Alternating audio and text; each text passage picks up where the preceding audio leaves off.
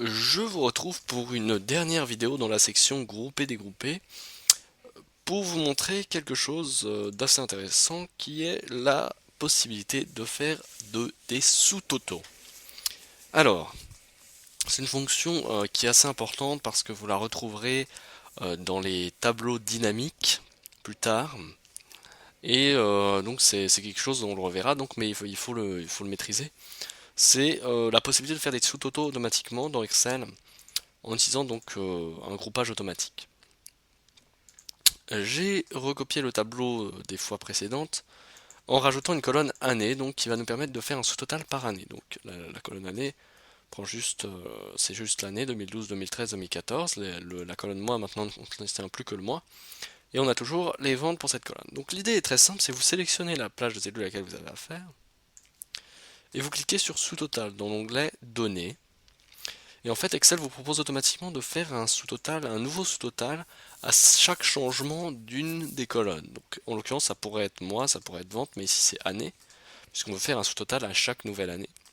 Et il nous propose donc d'utiliser la fonction somme, donc pour faire un sous-total, la somme. Ça pourrait être la moyenne, hein, si on voulait faire la moyenne des ventes. Mais ici, on veut faire la somme. Et il faut choisir donc la colonne là où les colonnes sur lesquelles porte le sous-total. Et si ça n'a pas de sens de faire un sous-total des mois, donc de sommer les mois ou de sommer les années, non, on va sommer les ventes pour voir le cumul des ventes sur toute une année. Et donc ensuite il suffit de cliquer sur OK, donc remplacer les sous-totaux existants si vous avez envie de remplacer les sous-totaux qui existent déjà. Donc là on n'en a pas, donc on peut le laisser. Et on y va. Donc vous voyez qu'Excel nous groupe automatiquement en fait les cellules. Et on a directement total 2012, total 2013, total 2014, avec le total associé. Et le total qui est toujours là, qui a été généré également, le total. Donc vous voyez, ça me permet également d'introduire la notion de grouper dans un groupe. C'est tout à fait possible de faire des groupes, on peut faire jusqu'à 8 niveaux de groupe je crois, de faire des groupes dans des groupes, donc c'en est un bel exemple.